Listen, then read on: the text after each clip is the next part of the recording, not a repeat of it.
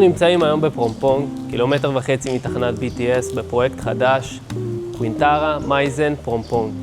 הפרויקט הוא לואו רייז, 8 קומות, יש בו פחות דירות, הוא מתאים למי שמחפש דירה במיקום מצוין, ברמה גבוהה, ולא להשתגע בתקציב, זאת אומרת, דירות 2 חדרי שינה פה נעות באזור בין ה-800 ל-900 אלף ש"ח, דירות חדר שינה אחד בערך בין 450 ל-500 אלף ש"ח.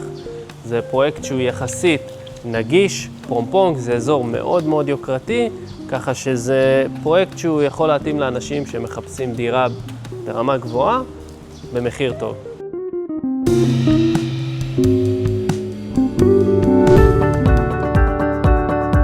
אז הדירה הזאת היא 32 מטר, בקומה שישית, יש בה ריהוט מלא, חדר שינה אחד, חדר שירותים ומקלחת, יש לנו סלון, הדירה היא מרועטת לגמרי.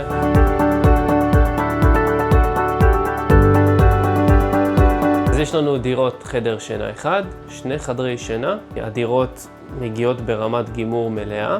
רוב האנשים שאתה תמצא פה זה חבר'ה צעירים, סטודנטים, זוגות צעירים, רווקים, נוודים דיגיטליים, זה פחות פרויקט שמתאים למשפחות, או אנשים שצריכים הרבה מרחב ודירות גדולות.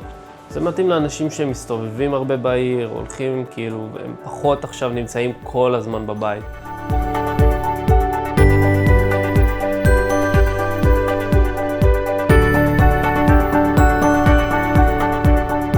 לפרטים נוספים, דברו איתי.